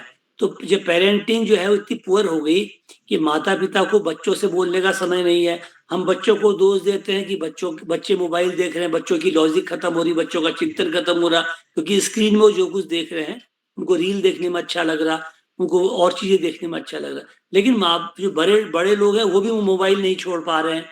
तो बच्चा देख रहा कि माता पिता को मेरे लिए समय ही नहीं है, तो वो भी मोबाइल देख रहा। आवश्यकता इस बात की, हमारे पेरेंट्स के लिए भी, हम सब लोग जितने लोग हैं, कि हम बच्चों के साथ संवाद करें, बच्चों को अच्छी किताबें पढ़ाएं, अच्छी अच्छी कहानियां सुनाएं। स्टोरी टेलिंग जो है सबसे अच्छा माध्यम हो सकता है। तो हम बच्चों को अच्छी चीजें दें, अच्छा कंटेंट बच्चे के सामने व्यक्त करें, और बच्चे से संवाद करें, इंटरेक्शन करें। तो क्या होगा कि बच्चे के दिमाग में वो बातें घुसेंगी, वो प्रश्न करेगा, हम उस प्रश्न का उत्तर देंगे, तो उसके दिमाग का जो विचारों की जो संग्रहण की जो क्षमता है वो बढ़ती रहेगी, और उसको जब कभी कहीं अभिव्यक्ति देनी होगी, चाहे लिखने में देनी हो, चाहे बोलने में देनी हो, या कोई विन्यास उसको करना हो, तो अच्छी अभिव्यक्ति देगा। तो हम लोगों की भी जिम्मेदारी है। और बच्चों से तो मैं यही कहूंगा कि बच्चों में जो ये आजकल स्क्रीन की जो टेंडेंसी बन रही है, हालांकि इसमें कक्षा 1-2 में पढ़ने वाले बच्चे भी हैं, 9th में वाले भी हैं, 12th वाले भी हैं, तो जो स्क्रीन टाइम है उसको हम अभी से, पेरेंट्स भी कार्यक्रम को देख रहे होंगे, तो मैं बच्चों से तो क्या कहूँ, हम पेरेंट्स से कह सकते हैं कि बच्चों की अभिव्यक्ति की क्षमता बढ़ानी है। आजकल आप देख रहे हैं कि हमारी अभिव्यक्ति खत्म होती जा रही है। हमने न हम अच्छी हिंदी लिख पा रहे, न हम अच्छी अंग्रेजी लिख पा रहे, न अपनी दूध बोली को व्यक्त कर पा रहे हैं। तो क्या हो रहा है कि हमारी जो अभिव्यक्ति है वो अधूरी अभिव्यक्ति है, और हम अस्पष्ट, न हम पूरे हिंदी बोल पा रहे हैं, न हम अंग्रेजी बोल पा रहे हैं, न तो हमको ये जो हमारी अभिव्यक्ति है, अभिव्यक्ति हमेशा व्यक्तित्व की प्रभावशाली क्षमता है कि हम कहीं पे भी खड़े होते हैं, हम किस तरह से बोल रहे हैं, कैसा हमारा उच्चारण है, क्या हमारा कंटेंट है, क्या विचार है, वो हमारे व्यक्तित्व को परिभाषित करता है। तो छोटे छोटे बच्चों में इस तरह का जो प्रयास किया जा रहा, बहुत ही साधुवाद के पात्र हैं आदरणीय किरोला जी की, जो इस प्रयास में लगे हैं। और मुझे लगता है कि जो बच्चे इस 1432 एपिसोड में आगे बढ़ गए हैं, ये बच्चे आगे जा करके कहीं ना कहीं आप देखिएगा कि इनको एक अभिप्रेरण मिलेगा, और ये बच्चे अच्छे मंच पर, अच्छी लेखन क्षमता पर, अच्छी अभिव्यक्ति पर सामने आएंगे, क्योंकि उनको ऐसे संस्कार दिए जा रहे हैं। इस पूरी मुहिम में किरोला जी का जो है बहुत बड़ा योगदान है। तो मेरे बच्चों को ढेर सारा आशीर्वाद है, और बच्चों से यही कहना है कि बच्चों अपने माता पिता से, दोस्तों से, शिक्षकों से, पड़ोस में खूब इंटरेक्शन कीजिए, खूब खेलिए, शारीरिक और मानसिक रूप से स्वस्थ होइए, खूब संवाद कीजिए, खूब बोलिए चीजें, और छोटी छोटी पुस्तकें पढ़िए, अखबार पढ़िए, जो कुछ सामग्री आपके सामने है। स्क्रीन टाइम को कम कीजिए, मोबाइल फोन्स को कम करिए, तो आपका जो है, जो दिमाग में जो बातें हैं वो ज्यादा संग्रहित होंगी, और आप पावर ऑफ एसिमिलेशन आपकी बढ़ेगी, और आप एकदम अभिव्यक्त कर देंगे। अन्यथा हो क्या रहा कि आजकल बच्चों को भी कोई चीज चाहिए तो बच्चे गूगल में चले जा रहे हैं, किसी और सर्च इंजन में जा रहे हैं, और उसका सॉल्यूशन, अपना दिमाग नहीं लग पा रहा। तो ये जो बच्चे खुद ही विचारों को इंस्टेंटली एसिमिलेट करके व्यक्त कर रहे हैं, तो ये बहुत सुंदर बात है, और मुझे लगता है कि ये प्रयास जो है कुछ न कुछ रंग लाएगा। तो एक बार मैं आप सारे बच्चों को ढेर सारा आशीर्वाद मेरी ओर से, और बहुत सारी शुभकामनाएं हैं आप लोगों को। ईश्वर आपको सद्बुद्धि दे, और माँ सरस्वती आपके वाणी में, आपकी लेखनी में विराजे, और जो लोग इसमें सहयोग दे रहे हैं उन सभी को साधुवाद। और सबसे बड़ा किरोरा जी, जो इस मुहिम के जो मूल सूत्रधार हैं, जिन्होंने अपना केवल इकला चलो रे एक झूला लटका करके आप पूरा देश घूम रहे हैं बिना संसाधनों के, आप ये सारे कार्यक्रम कर रहे हैं। मैं समझता हूँ कि ये कोई संत व्यक्ति ही ऐसा कर सकता है कि जो निस्वार्थ भाव से काम कर रहा। तो ऐसे प्रयासों को शत शत नमन है। और एक बार आपने मुझे मुख्य अतिथि के रूप में आज इस कार्य से जोड़ा, तो मैं तो आपके बीच का, मैं शिक्षा से ही जुड़ा हुआ हूँ, फिर भी आपने मुझे ये सम्मान दिया, और आप लोगों के दर्शन आज हुए, पांडे जी के, हमारे बड़े भाई साहब के दर्शन हो गए, सबसे बड़ी बात ये है। तो एक बार आप सबको साधुवाद, ढेर सारी शुभकामनाएं, और जो मेरे मित्रगण यहाँ पर उपस्थित हैं, आप सबको भी मेरी ओर से सादर नमन। इन्हीं शब्दों के साथ मैं अपनी वाणी को विराम देता हूँ। धन्यवाद।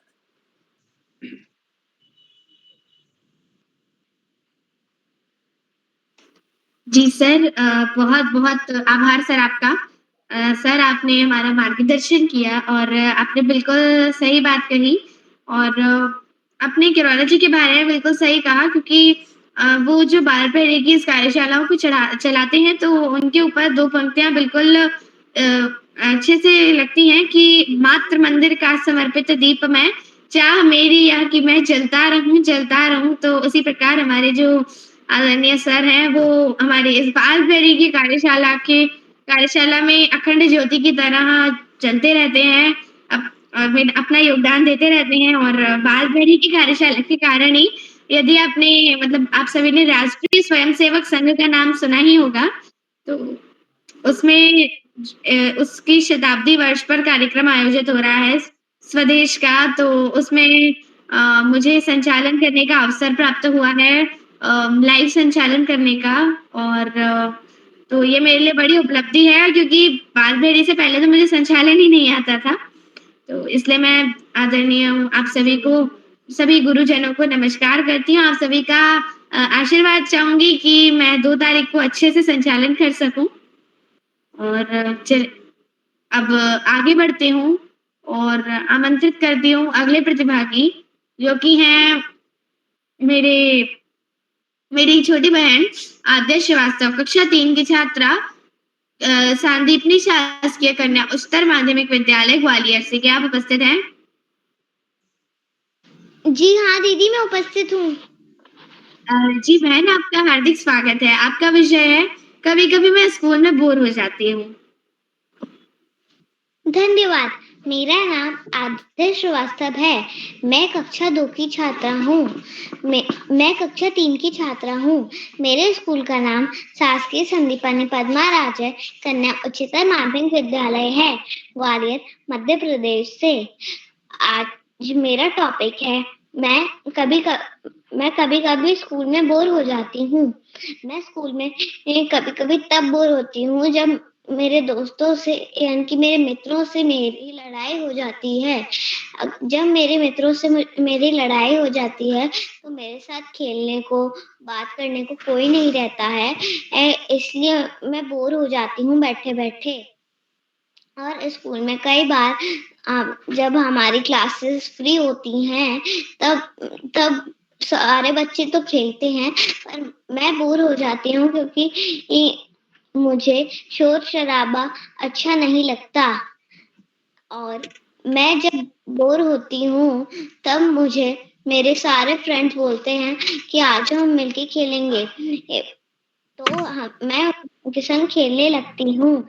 धन्यवाद। शुभ रात्रि। बहुत बहुत धन्यवाद। और बोर हो जाओ तो मेरे पास आ जाना, घर तो पास में ही है, तो स्कूल भी सेम है, तो मेरे पास आ जाना अगर बोर हो आप, ठीक है? तो बहुत बहुत धन्यवाद आपका और बहुत ही सुंदर प्रस्तुति आपने दी।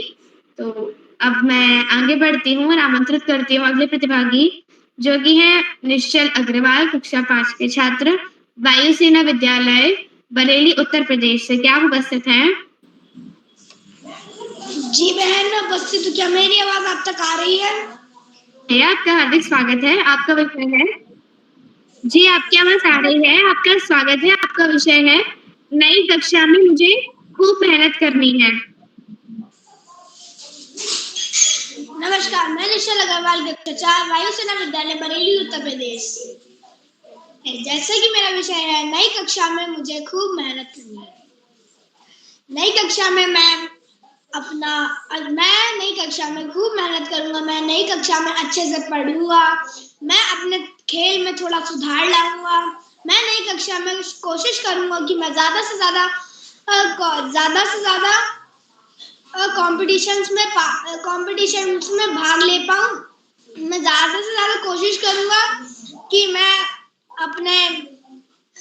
अपनी थोड़ा सा ओलंपियाड में अपना सुधार पाऊं। और मैं कोशिश करूंगा इस साल पूरी कोशिश करूंगा कि नई कक्षा में कि मेरे हर परीक्षा में अच्छे अंक आए। मैं नए साल कोशिश करूंगा कि मैं नए साल खूब मेहनत करूंगा अपनी पढ़ाई, खेल और फोकस को लेकर। धन्यवाद। शुभ यामिनी। जी भैया, बहुत बहुत धन्यवाद आपका। और बिल्कुल, और नई कक्षा में जाने के लिए आपको बहुत सारी बधाइयाँ। तो बहुत बहुत धन्यवाद। तो चलिए, इसी के साथ हमारे प्रतिभागी मंडल समाप्त होते हैं और अब चलते हैं हमारे आदरणीय हमारे बाल बहरी के संरक्षक, आदरणीय अहमदाबाद गुजरात से श्यामपल पांडे सर आप सादर आमंत्रित हैं। मेरी आवाज आप तक आ रही है? बहुत बहुत धन्यवाद, बहुत बहुत हार्दिक आभार प्रिय मंत्रिता। बहुत सुंदर संचालन आपने किया, आत्मविश्वास से भरा संचालन। तो टीम संचालन, आपको अग्रिम बधाई देता हूं कि आप आरएसएस का जो 100 साल पूरे हो रहे हैं उस पर आप उस कार्यक्रम में आपको संचालन का उत्तरदायित्व मिला है। बहुत बहुत बधाई। बहुत बड़ा ऑर्गेनाइजेशन और आरएसएस जो है मनुष्य के चरित्र निर्माण में विश्वास करता है, ये उसकी बहुत बड़ी खूबी है। आप उसके कार्यक्रमों का संचालन कर रहे हैं, अग्रिम बधाई आपको, हमारी हार्दिक शुभकामनाएं। आगे बढ़ने से पहले मैं आपसे अनुरोध करूंगा कि आप भी मंच पर आए और अपने दिए गए विषय पर अपना भाषण दें। आपको मैं विषय दे रहा हूं। आपका विषय है नई कक्षा में मेरी प्राथमिकताएं। नई कक्षा में मेरी प्राथमिकताएं। जी सर, बहुत बहुत धन्यवाद आपका। और एक बार फिर से माँ शारदे के चरणों में मेरा कोटि कोटि नमन। तो मैं ज्यादा समय व्यर्थ नहीं करूंगी और जैसा कि मेरा विषय है कि नई कक्षा में मेरी प्राथमिकताएं, तो जैसा कि अभी मैं 9th में आई हूँ तो उसमें मुझे और ज्यादा पढ़ाई करनी है और इस बार थोड़े से कार्यक्रमों को थोड़ा सा कम करके और मैं पढ़ाई पर ध्यान दूंगी, क्योंकि लोग बोलते हैं कि 10th बोर्ड के लिए तैयारी करनी पड़ती है 9th से ही, तो इसीलिए। और अभी मेरे 8th में 86% आए थे, तो अब मैं प्रयास करूंगी कि और ज्यादा आए, ताकि मतलब अभी 8th बोर्ड में 86 थे तो 10th तक और ज्यादा अच्छे नंबर आ जाए। और मैं सोच रही हूँ कि कुछ अच्छा इंस्टीट्यूट भी ज्वाइन करूँ 9th में। तो बस यही सब प्राथमिकताएं हैं और मैं आईटी और संस्कृत में से क्या चुनना है वो थोड़ा सा मैं कंफ्यूज हूँ अभी। तो बस आप लोग भी बस मैं थोड़ा सा डिसाइड करके फिर उन दोनों में से कुछ चुनूंगी। और वैसे सब लोग संस्कृत चुनने के लिए कह रहे हैं, लेकिन अभी मैं भी मेरा कंफर्म नहीं है, क्योंकि संस्कृत में और आईटी में कोई कंपेयर नहीं है, इसलिए मेरा अभी कुछ कंफर्म नहीं है। तो मैं जब चुनूंगी तो बस यही सब मेरी प्राथमिकताएं हैं और ज्यादा कुछ तो भी नहीं सोचा है मैंने। बस, धन्यवाद। बहुत सुंदर प्रस्तुति। और 9वीं कक्षा में आप जा रही हैं, आपके सामने एक विकल्प है कि आप आईटी चुनें या संस्कृत। मेरा सुझाव होगा आप आईटी चुनें, क्योंकि इंफॉर्मेशन टेक्नोलॉजी का ही भविष्य है और आगे चल करके उसमें कुछ आप नया कर सकते हैं। संस्कृत आप घर में भी सीख सकती हैं, किसी से भी सीख सकती हैं, लेकिन आईटी के लिए आपको अगर ये नींव मजबूत हो जाएगी तो आगे बहुत काम आएगी। तो बहुत सुंदर आपका वक्तव्य रहा, बहुत बहुत आपको बधाई देता हूँ, शुभकामनाएं देता हूँ आपको। आज के हमारे इस त्वरित भाषण कार्यशाला का पहला चरण, इसमें कुल 14 बच्चों को प्रतिभाग करना था, और जो बच्चे आए दिए गए विषय पर उन्होंने तत्काल सुंदर भाषण दिया। सबसे छोटे प्रतिभागी हमारे अदम्य अग्रवाल कक्षा 1 के छात्र। जब मुझे शाबाशी मिलती है, इसको बोलने के लिए कहा गया, यहाँ पर बहुत अच्छा बोले हो, लेकिन कुछ चीजें हैं छोटे बच्चों को ध्यान रखनी चाहिए कि जो आपके what, when, why, how, where, ये अगर आपके दिमाग में चल रहे हैं, मुझे कब शाबाशी मिलती है, कौन शाबाशी देता है, किस लिए शाबाशी मिलती है, ये अगर चीजें आप मन में आएंगी, आप तुरंत बोलना शुरू कर देंगे। और केशव जोशी कक्षा 2 से हैं, नमिश जोशी कक्षा 2 से हैं। केशव जोशी ने कभी कभी मैं खुश हो जाता हूँ, और नमिश जोशी जब मैं रोता हूँ। तो 3 छोटे बच्चों ने बहुत सुंदर प्रस्तुति दी, ईमानदार प्रस्तुति, जिनको विशेष बधाई बनती है, विशेष बधाई मैं देता हूँ। आज के कार्यक्रम की अध्यक्षता श्री यथार्थ उपाध्याय कर रहे हैं, कक्षा 7 के छात्र गोरखपुर से हैं। अध्यक्ष बनने के लिए मैं उन्हें बधाई देता हूँ। उन्हें अभी आमंत्रित किया जाएगा, अपना अध्यक्षीय वक्तव्य देंगे, उसके बाद दिए गए विषय पर अपना तत्काल भाषण। आज हमारे विशेष अतिथि कुमारी दिशा कोहली हैं, कक्षा 5 की छात्रा हैं, और दिशा कोहली जी ने विशेष अतिथि का शानदार वक्तव्य दिया, और उन्होंने दिए गए विषय पे एक दिन की बात है मैं उन्होंने अपनी पेंटिंग के बारे में बताया कि मैं पेंटिंग बना रही थी, बनाया मैंने, और मेरी पेंटिंग में मैं फर्स्ट आई। बहुत बहुत बधाई उनको देता हूँ, और यही होना चाहिए। अपना आप 100% दीजिए, जो भी काम कर रहे हैं उसको, आपको निश्चित रूप से सफलता आपके हाथ लगेगी। आज के हमारे मुख्य अतिथि आदरणीय डॉक्टर अशोक पंत जी हैं, जो कि चेयरमैन है मानस ग्रुप ऑफ इंस्टीट्यूशंस के, और मैं मुख्य अतिथि महोदय को सादर प्रणाम करता हूँ। उन्होंने केरला जी द्वारा किए गए जा रहे प्रयासों की पूरी प्रशंसा की, संचालन की सराहना की। बच्चों ने जो प्रस्तुतियां दी थी, जो विषय दिए गए थे, उन पर समीक्षात्मक टिप्पणी करते हुए उनका उत्साहवर्धन किया, और उन्होंने बताया कि हमारी जो चिंतन प्रक्रिया है, थॉट प्रक्रिया, हमारा मन के 3 भाग हैं मूल रूप से। एक अचेतन है, अनकॉन्शियस, एक अवचेतन है या अर्धचेतन है, और एक चेतन है।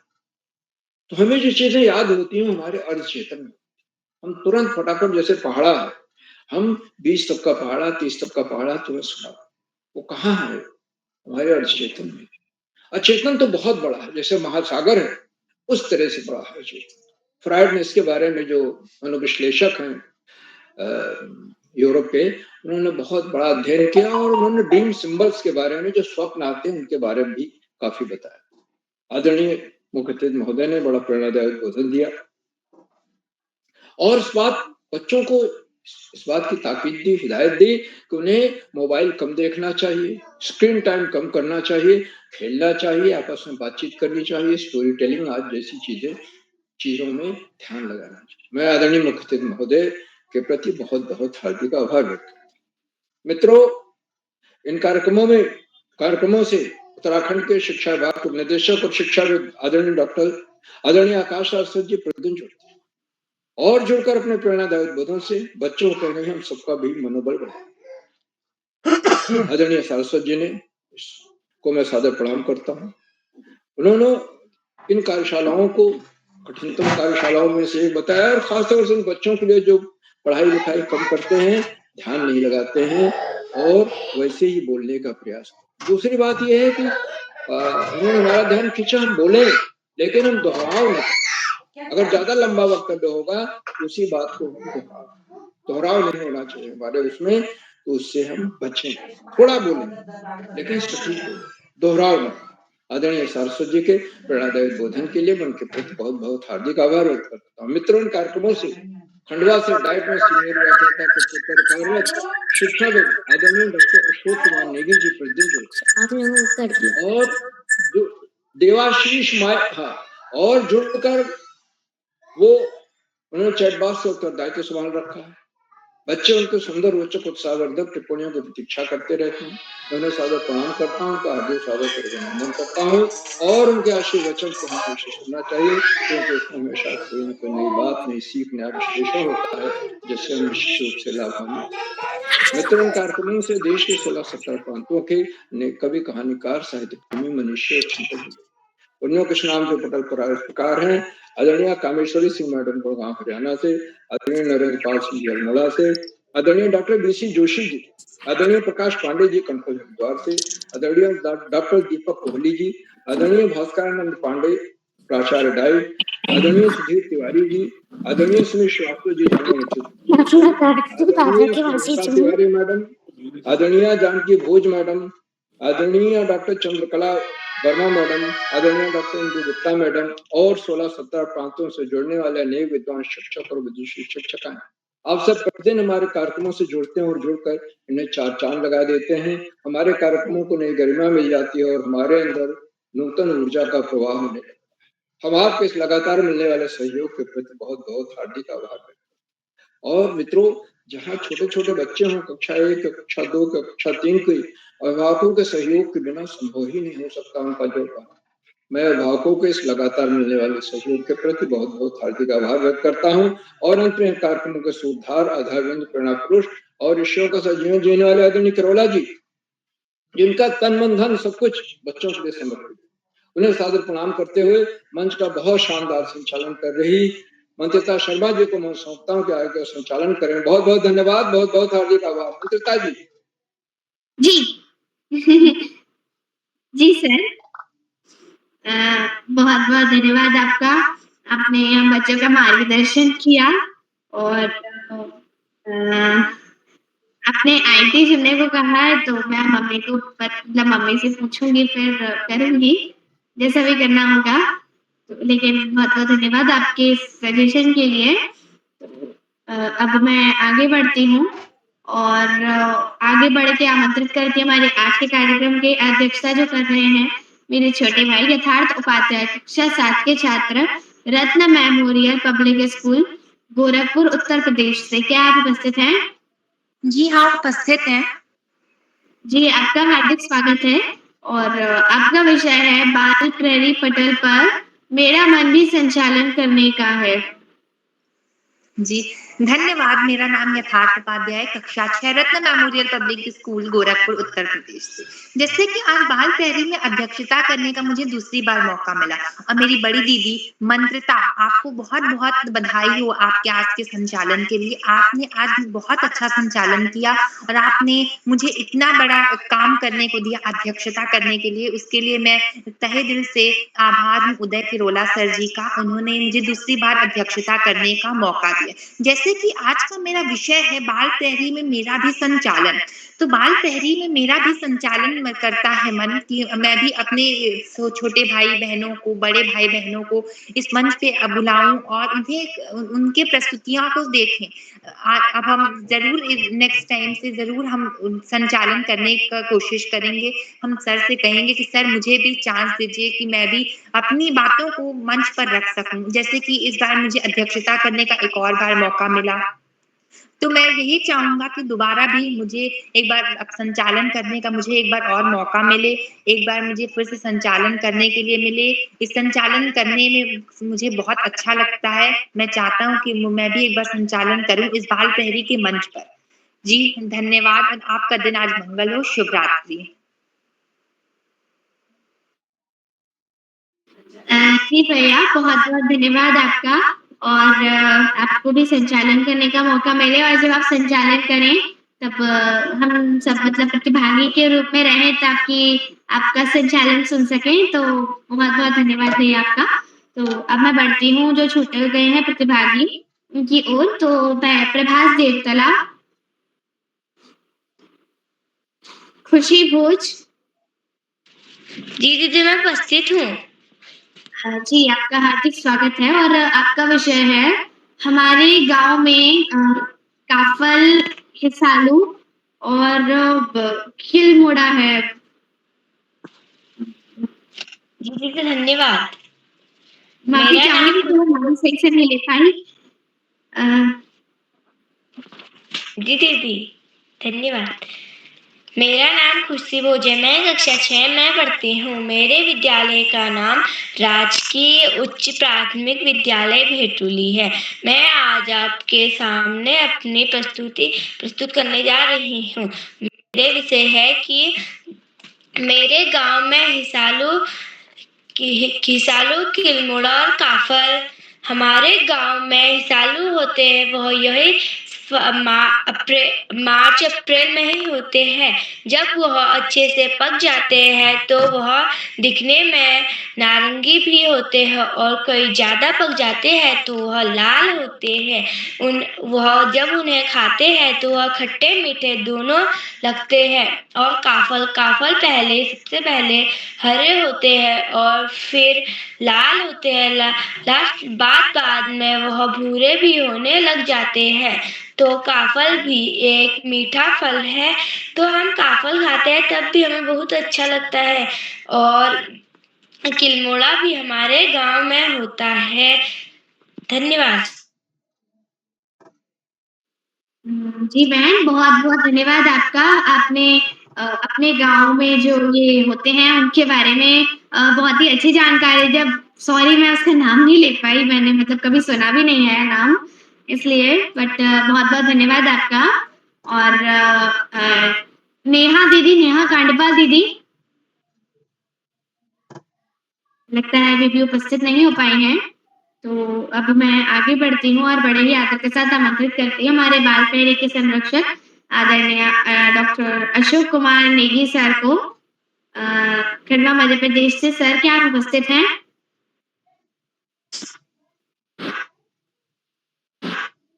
जी मंत्रिता जी मैं सर आपका हार्दिक स्वागत है। बहुत बहुत धन्यवाद आपका। बालपैरी मंच पर बालपैरी का 1432वां ऑनलाइन कार्यक्रम है और 1432वां में 1 4 3 2 1 से लेकर 4 तक के अंक आ रहे हैं। क्रमशः जो है ये निरंतर आगे बढ़ते रहेंगे कार्यक्रम। और आज की जो कार्यशाला है वो त्वरित भाषण कार्यशाला है और आज इस कार्यशाला के मुख्य अतिथि है आदरणीय डॉक्टर अशोक पंत जी जो चेयरमैन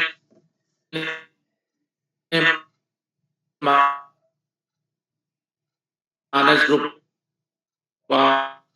ऑफ इंस्टीट्यूट पिथौरागढ़ से। आप एक शिक्षाविद के रूप में मुझे मंच पर दिखाई दे रहे हैं और आपने बच्चों की प्रस्तुतियों को बहुत बारीकी से सुना और उस पर अपनी प्रतिक्रिया दी और उसकी सराहना करते हुए उन्हें बहुत सारा स्नेह और बधाइयां प्रेषित की।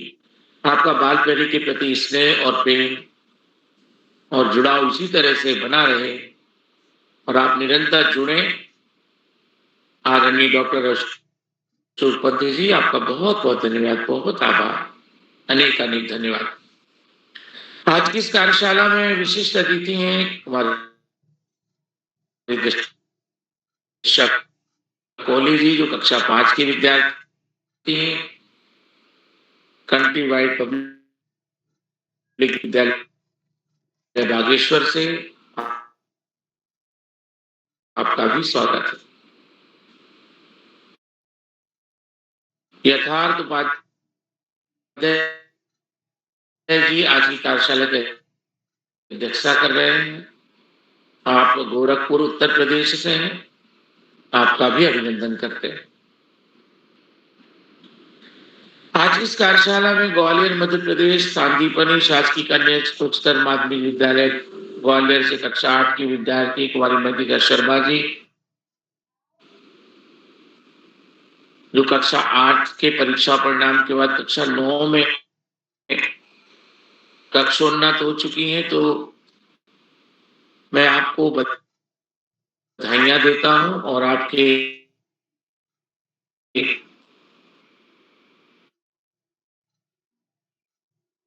जैसा कि विषय चयन की बात है, तो उसके लिए आपको आज से ही लक्ष्य तय कक्षा 3 चौखुटिया अल्मोड़ा से श्री कार्तिक तिवारी जी, गोपेश्वर से श्री गर्वित कोहली जी कक्षा 3, बागेश्वर से श्री नमिश जोशी जी कक्षा 2, वीर शिवा पब्लिक विद्यालय चौखुटिया अल्मोड़ा से कुमारी खुशी भोज जी बैटुली अल्मोड़ा से कक्षा 3, श्री गौरव से परिहार जी हल्द्वानी से, श्री अदम्य अग्रवाल जी कक्षा 1 वायुसेना विद्यालय बरेली उत्तर प्रदेश से, श्री केशव जोशी जी कक्षा 2 काली नगर उधम सिंह नगर राजकीय प्राथमिक विद्यालय से, कुमारी आद्या श्रीवास्तव जी कक्षा 3 सांदीपनि शासकीय कन्या उच्चतर माध्यमिक विद्यालय ग्वालियर से हैं।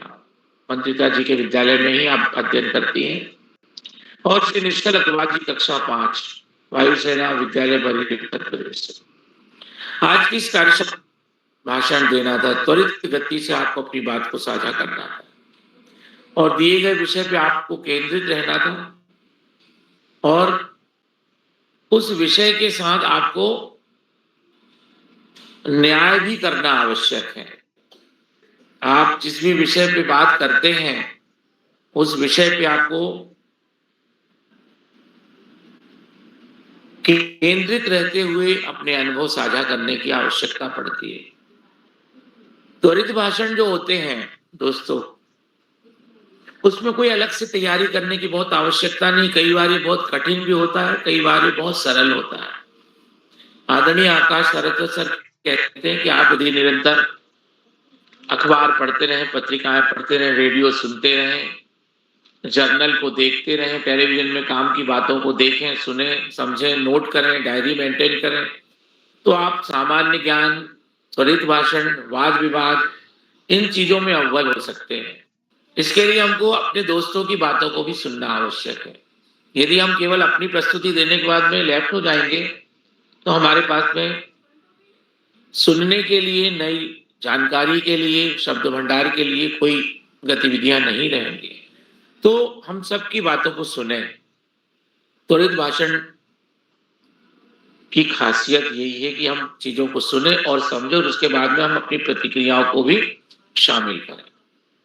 आज की इस शानदार कार्यशाला में आपको बहुत सारे महत्वपूर्ण विषय दिए गए। अमूमन क्या होता है कि मुझे कुछ कहना है या एक बार की बात है या मेरे सामने ये घटना घटी या मैं ऐसा होता तो क्या होता, तो ऐसे जो विषय हैं ये विषय बहुत महत्वपूर्ण बन जाते हैं। और यदि बाल प्रहरी में संचालन करने का मन वाला विषय मिला है तो आपको संचालन करने का मन हमारा कैसे होता है, क्यों होता है, हम क्या तैयारियां करेंगे, हमने पिछली तैयारियों में क्या सीखा है, हम अपनी डायरी में किन चीजों को नोट करते हैं, तो ये संचालन कला कौशल की बारीकियों को जानने का मौका हमको यहाँ पे मिलता है। और आप देख रहे होंगे कि जो संचालन करने वाले जो दोस्त होते हैं उनके पास में एक पूरी तैयारी होती है और तैयारी के साथ वो अपनी बात को साझा करते हैं। मंत्रिता जी को अच्छा खासा अनुभव हो गया है इस मामले में। और भी बहुत से विषय में सुन रहा था कि जैसे पिछली कक्षा में मैंने बहुत लापरवाही की, अब नई कक्षा में जब हम पहुंच गए हैं और अब हमको पुराना जो कुछ गलतियां हैं उससे सुधार करना है, तो कौन सी गलतियां हमारे द्वारा हुई हैं, हमने किन चीजों पे परवाह नहीं की है, हम उन चीजों को कैसे सीखें। दिन भर की जो गतिविधियां होती हैं, प्रातः काल से लेकर रात तक, सोने तक, सुबह उठने तक की जो दिनचर्या है वो हमारी कैसी होती है, हम उसको यदि बना के रखें और प्रतिदिन उसका पालन करें तो हम अपने जीवन में सफलता की श्रेणियों को और पीढ़ी दर पीढ़ी, पैड़ी दर पैड़ी आगे बढ़ के हम ऊपर पहुंच सकते हैं और सफलता के शिखर को छू सकते हैं। यहाँ पे दिनचर्या हमारे जीवन में अनुशासन लाने की कवायद करती है। तो दोस्तों, जितने भी विषय आदरणीय उदय किरोला जी के कर कमलों से हमको प्राप्त हुए, जब मैं खुश हो जाता हूँ, कभी कभी मैं खुश होता हूँ तो मैं कैसा महसूस करता हूँ, या जब मैं अपने गांव जाता हूँ, अब गर्मी की छुट्टियां आएंगी तो हम अपने मामा के यहाँ, नाना के यहाँ, अपने ताऊ जी के यहाँ, बुआ जी के यहाँ, काका जी के यहाँ, हम अपने रिश्तेदार होते हैं उनके यहाँ जाते हैं और रिश्तेदार हमारे घर आते हैं, तो हम क्या गतिविधियां करते हैं, हम वहां पे क्या चीजें, नई चीजों को सीखते हैं, वो हमें एक अवसर बाल प्यारी मंच की विषय वस्तु के माध्यम से प्राप्त होता है। फिर एक बहुत सुंदर विषय वस्तु जो प्रस्तुत की जा रही थी, जिसमें हमको बहुत सारे फलों की जानकारी प्राप्त हो रही थी, जिसमें हमको उत्तराखंड के लोकप्रिय फलों के बारे में नाम भी बताए गए थे। जैसे काफल की बात की गई, फलों के स्वादों की बात की गई। तो ये हमें हमारे नॉलेज को अपडेट करने के लिए और क्षेत्रीय और स्थानीय फलों की जानकारी प्राप्त करने के लिए विषय बहुत ही सुंदर विषय था। काफल, हिसालू और किलमोड़ा, ये 3 फलों के नाम खुशी भोज जी ने बताए थे, जो बैतुली अल्मोड़ा से अपनी बात रख रही थी। मुझे लगता है कि ये हमने नाम बाल प्यारी मंच पे सुने हैं, और काफल के ऊपर तो बहुत बार गीत भी जो है वो लोकगीत भी सुना है। तो मंत्रिता जी के लिए रिमाइंडर है कि काफल, हिसालू और किलमोड़ा ये महत्वपूर्ण फल है उत्तराखंड के। लेकिन हम लोगों ने, जो उत्तराखंड के इतर दूसरे जगह के लोग हैं, हमने इन फलों को ध्यान से देखा भी नहीं है और इन फलों का स्वाद भी नहीं चखा। लेकिन बाल प्यारी मंच पर हमें इसकी खुशबू आ गई और मुंह में पानी आ गया। तो खुशी भोज जी को इस प्रस्तुति के लिए मैं बहुत सारी बधाइयां देता हूँ। दोस्तों, जब आप बोर हो जाते हैं, जब आप खूब मेहनत करते हैं, तब भी आपके दिमाग में बातें चलती हैं कि आप क्या करेंगे, कैसे गतिविधियों को आगे बढ़ाएंगे। तो बाल प्यारी मंच पे जब आप जुड़ते हैं तो आपको बहुत सी चीजें सीखने को मिलती हैं। और खासकर मैं तो बाल प्यारी मंच से जब से जुड़ा हूँ शुरुआत से, तो मुझे बहुत सा आशीर्वाद आदरणीय आकाश सर का, आदरणीय उदय किरोला जी का, आदरणीय श्याम पांडे जी का, आदरणीय प्रकाश पांडे जी का और बहुत सारे विशिष्ट जनों का स्नेह और आशीर्वाद निरंतर प्राप्त हो रहा है। और बच्चों की तरह जो प्रस्तुतियां होती हैं उनसे मेरा ज्ञान का भंडार बढ़ता है। तो बाल प्यारी मंच से ज्यादा जुड़े, अपने दोस्तों को भी जोड़ें, अपने प्रोफाइल को अपडेट करें, अपनी उपलब्धियों का प्रचार प्रसार करें। और उपलब्धियां हमें मोटिवेशन देती हैं। हम उपलब्धियों का शील्ड जब हम अपने घर में अपने सामने रखते हैं, प्रमाण पत्रों को रखते हैं, प्रोफाइल को देखते हैं, तो हमें वो प्रेरित करती हैं कि हम और आगे सफलता की दिशा में काम करें। ये मोटिवेशन हमको मिलता है बाल प्यारी मंच से। मैं आप सभी दोस्तों को एक बार पुनः बधाइयां देता हूँ, बधाइयां और गुरुजनों को भी देता हूँ जो आपके विद्यालय में अध्ययन करते हैं, उनसे आपको बहुत सा स्नेह और आशीर्वाद प्राप्त होता है। जी, अंजीर भी जो है वो आदरणीय प्रकाश पांडे जी ने चैट बॉक्स में लिखा है कि जो वहां का जो फल है बेड़ू व तिमिल, ये तो अंजीर यहाँ पे मिल जाता है। और बहुत अच्छी जानकारी आप आदरणीय प्रकाश पांडे त्वरित भाषण में त्वरित गति से दे रहे हैं। ये भी एक खासियत है इस मंच की कि चैट बॉक्स के माध्यम से हमको बहुत सारी प्रतिक्रिया तुरंत मिलती है। तो मैं बहुत सारी बधाइयां देता हूं सभी बच्चों को, गुरुजनों को, अभिभावकों को। बाल प्यारी मंच पर आदरणीय आकाश सर का निरंतर मार्गदर्शन, आदरणीय श्याम पांडे जी का स्नेह और आशीर्वचन हम सब के लिए प्रेरणास्पद और मार्गदर्शी होता है। आप दोनों का कोटि कोटि वंदन, अभिनंदन और मैं प्रणाम प्रेषित करता हूँ। बाल प्यारी मंच पर हम सबको एक सूत्रता में बांध के रखने वाले, एक ऋषिवत तपश्चर्या के साथ निरंतर अपना अवदान करने वाले आदरणीय उदय किरोला जी के लिए कोटि कोटि वंदन, अभिनंदन और अनंत आभार धन्यवाद प्रेषित करता हूं। बाल प्रहरी मंच पर जितने भी साथी जुड़े हुए हैं, घर के परिवारजन के लोग जुड़े हुए हैं, अभिभावकगण जुड़े हुए हैं, उन सबका भी अभिनंदन करता हूं। चैट बॉक्स के साथियों को भी मैं धन्यवाद करता हूं। आदरणीय डॉक्टर इंदु गुप्ता जी, आदरणीय प्रकाश पांडे जी, आप लोगों की निरंतर टिप्पणियां जो है बाल प्रहरी के इस पटल पर आ रही हैं, और ये इस बात का प्रमाण होता है कि हम बच्चों की चीजों को सुनते हैं, प्रस्तुतियों को प्रतिक्रियाएं देते हैं, हम अलर्ट मोड में होते हैं। प्राची जोशी जी ने भी जो है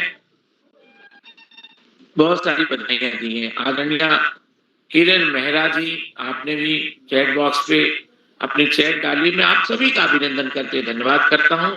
और जो राष्ट्रीय स्वयंसेवक संघ के शताब्दी वर्ष के जो कार्यक्रम हो रहे हैं, उसमें मंत्रिता शर्मा जी के संचालन की जो तैयारियां चल रही हैं, उसकी मैं अग्रिम शुभकामनाएं देता हूं। और बहुत सुंदर संचालन आप बाल प्रहरी मंच से कर ही रही हैं, तो उस मंच पे भी आप जो है राष्ट्र घोष करेंगी, वंदे मातरम करेंगी, और उसका गायन भी साथ में समूह गायन करेंगी। तो मैं इन्हीं बातों को यहाँ पे विराम करते हुए शुभयामिनी कहता हूँ और मंत्रिता जी को मंच सौंपता हूँ। वंदे मातरम। धन्यवाद बहुत बहुत मंत्रिता शर्मा जी। धन्यवाद सर, बहुत बहुत आभार आपका। और सर बिल्कुल मैं आपका रिमाइंडर नोट करके रख लेती हूँ, याद रख लूंगी कि वो नाम तो अभी भी समझ में नहीं आया किसा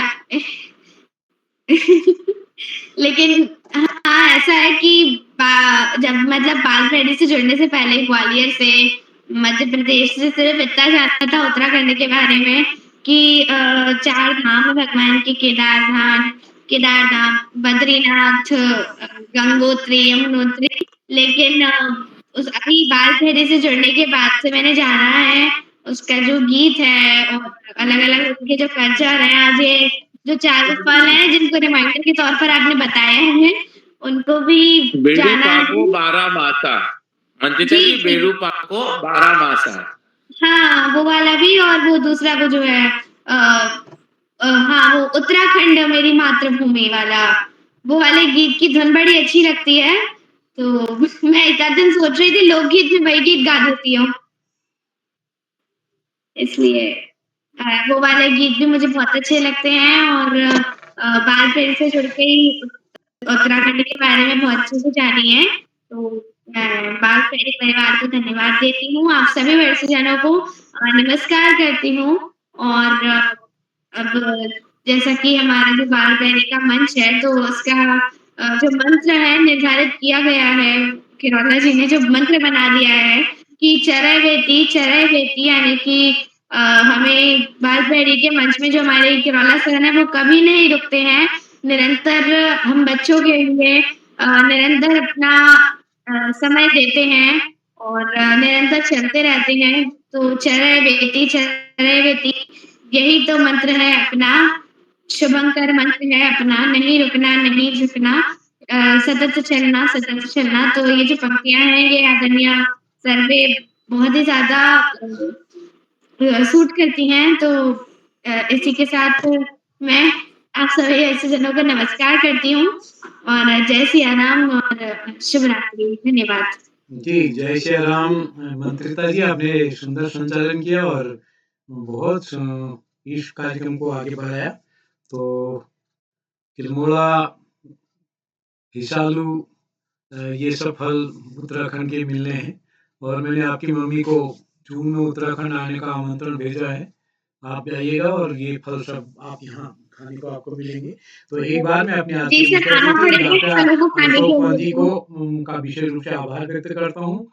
उन्होंने इस पटल को अभी तो हमारे साथ बने हैं, आपका स्नेह आशीर्वाद इस पटल को लगातार मिलते रहेगा। इस पटल पर जितने भी साथी हमारे साथ जुड़े हैं, मैं आप सभी का आभार व्यक्त करता हूँ। जिन साथियों का नाम आज की सूची में नहीं है, उनका नाम कल की सूची में होगा।